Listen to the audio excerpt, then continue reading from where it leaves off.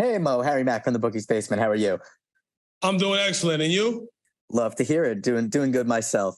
So after a big finish in your first fight, you now find yourself in second place in those heavyweight standings. So I guess simple enough. What's the path from here to Mo Green being a millionaire? Winning. If I got to be completely honest with you, just winning a fight, that's the path. Every time we take it one fight at a time. I know I'm fighting the 2022 champion, but at the end of the day, we're only halfway there. So what Kobe say, job's not done, right? So I'll celebrate and be happy when the job is done. And we're only hitting the halfway mark with the win over Andre. There you go. And so people have kind of talked a lot about how a lot of guys who have come over from the UFC to the PFL have struggled in their first couple of fights. So how does it feel to kind of buck that trend a little bit? That's only one. You know, it was only I'm 1-1 in the PFL. I got 3 fights to continue to prove myself and show the world what I'm really made of. It feels great to get a win. It feels even better to be able to go back after the win and get right back to it and be a little bit stronger, a little bit faster, a little bit sharper for this one. So those struggles are in my past. You know, I'm sure I'll face some adversity, but you know, I will outdog the dog in Andre. Got you. And so would you, to win that PFL championship and that $1 million, would we see a crochet PFL world championship belt from you? Hell no. That sounds like it's going to take too long to do. But what you'll see some T-shirts. You'll see a tattoo right here that say, have the PFL world champion. And then on my left shoulder, if you know what's there, it's going to say third place. There you go. And last from me, just before we started here, you asked if you should rap. I would personally love to hear a Mo Green rap. I don't rap. I crochet. Oh, I see. I was just joking. And if I was to rap, I would just rap some of my homies Billa's rap or my boy JC. And that could be like a copyright infringement. So I don't want to start that trend with you guys. Set the wrong expectations of who I'm about or what I'm about. So, of course, that's just good business. Well, thank you very much for your time, Mo. Best of skill. Hey, thank you. Have a wonderful day. Oh, wait, hold on. Let me point out. Take notes, everybody. He said something that some irks me. When people say good luck, motherfucker, we don't get lucky. We spend a lot of time in the gym. He said best of skill. I appreciate that. All right, Mills. What's up, Maurice? How you doing today? MMA Locker Room, part of Puff Sports Radio. Man, I'm excellent. Yourself? Man, I'm doing good, man. Black excellence is definitely on the rise. You dig. All right. With that being said, man, I heard something that you just spoke on. You know, you said you're going to outdog the dog. Now, hear me out. All right. Brandon Loughnane just lost last week. You know, former champion, big favorite. Kayla Harrison lost last year, you know, big favorite, former champion. All right, so I need to know now, when you went and got your physicals and you got your checkups, when you got that x-ray, did that x-ray show the dog in you? Nah, I didn't see a dog. I just saw a strong motherfucker who was ready to fight, for sure. How about that?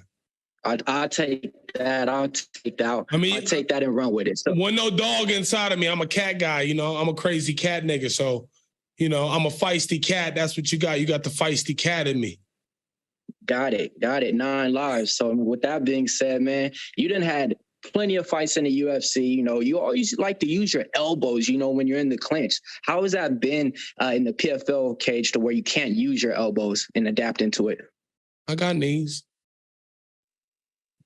Okay. I got knees. Got it. So the knees been getting it done for you. So what's the plan then? Let me know the plan, man. You're the main event right now. Last time in the PFL cage, you had John Jones in your corner. Is you gonna have John Jones in your corner for the? I guess you guys gonna have to wait and see if he's here or not. Guess you're gonna have to wait and see. I don't even know.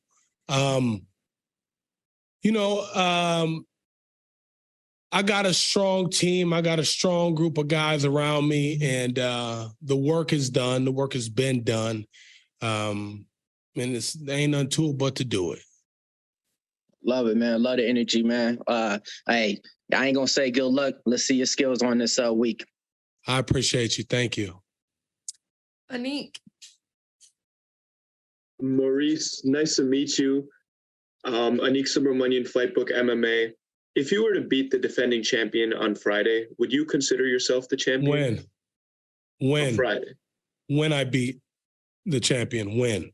It's not an if, it's a win.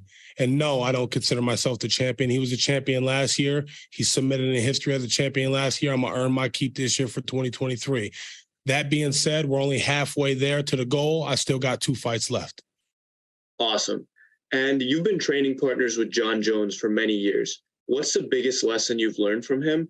And will he be in your corner Friday night?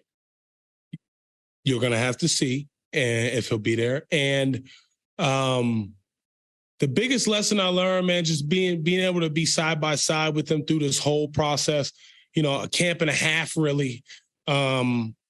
I just saw his process. As we got closer to the fight, I saw his mental. I saw his processes he went through. Some things that, not everybody gets to see. And I was one of the guys, along with some of our other training partners who've been putting the work in the small group of great heavyweight men that we got. And we saw him change, and we saw him go out and conquer. Even though everybody thought Cyril Gane was this and that, he demolished him. He finished him. And I have confidence in knowing that even if a little bit of that rubs off on me, as it has, I'm fucking all these guys up. Awesome. Excited to see you fight on Friday. Thank you so much. You have a good day. You too. Gavin. Hi, Maurice. Since you're the main event, I'm good. Since you're the main event, you'll know how many points everyone else ends on. Will your game plan change? Say it one more time. Since you're the main event, you'll know how many points everyone else has. Will your game plan change depending on the results? I mean, if I need more than a win, then yes, but I need a win and I'm in. I need 3 points and I clinch. 3 points. I need to win the fight. Yeah. Another thing that you often talk about on social media is your acting career.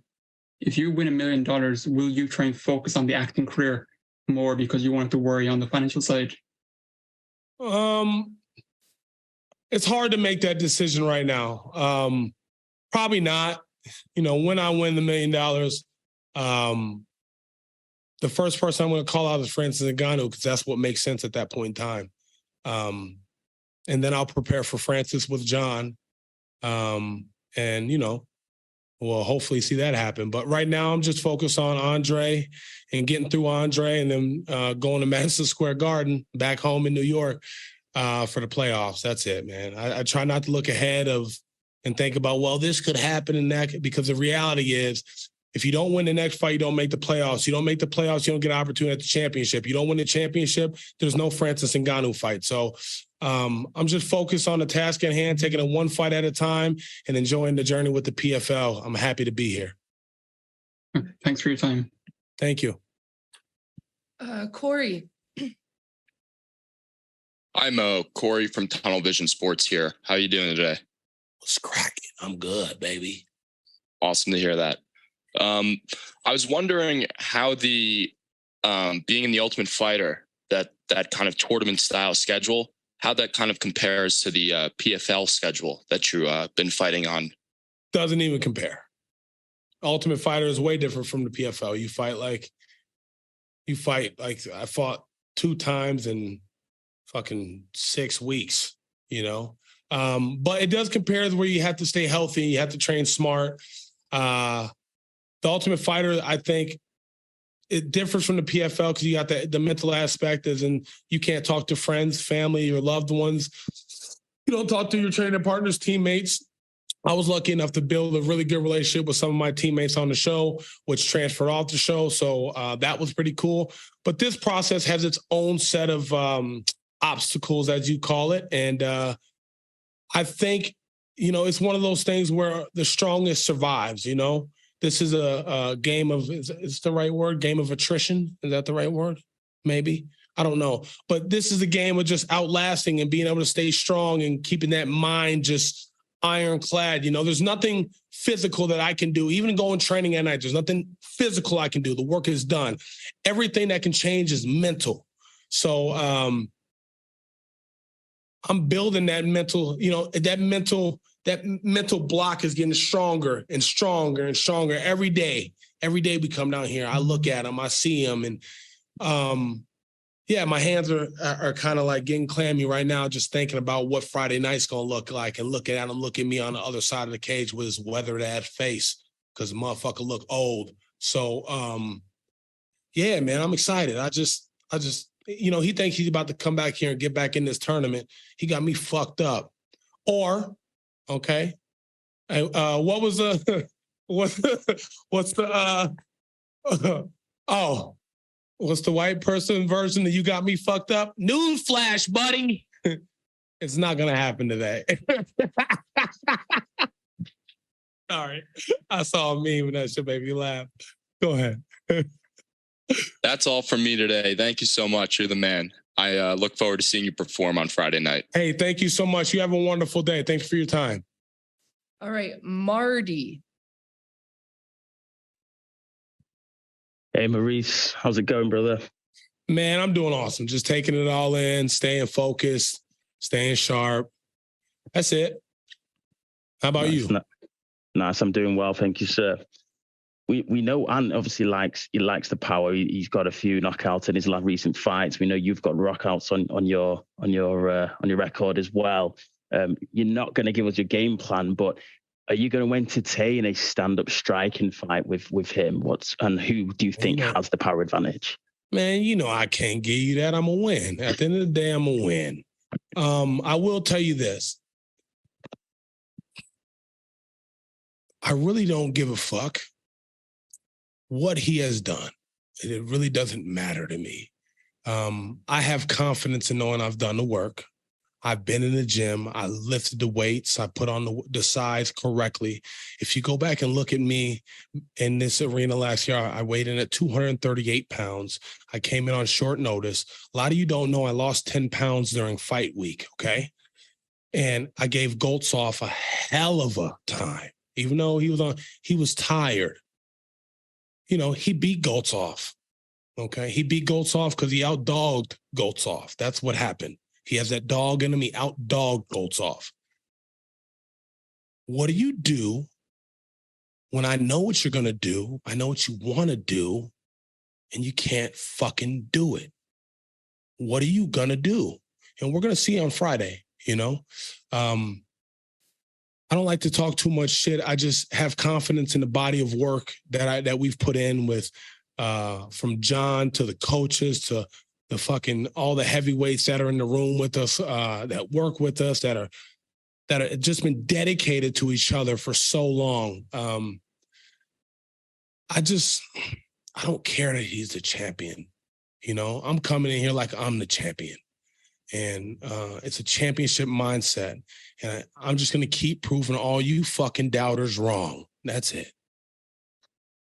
Love that. Love that. And the last one from me, how is it with yourself and obviously your buddy Jorgen on the same card? Do you enjoy being on the same card as your training partners?